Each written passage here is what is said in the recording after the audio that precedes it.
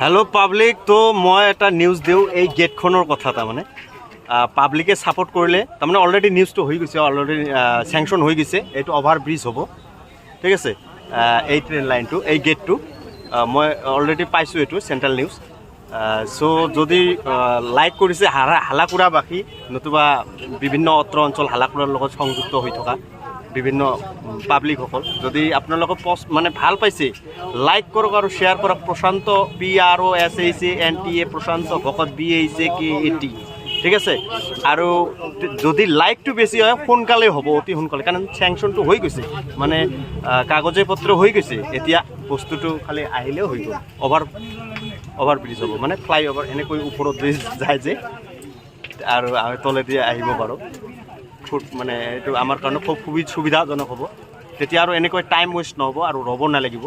তো এইটো খুব আনন্দৰ বিষয় আৰু খুব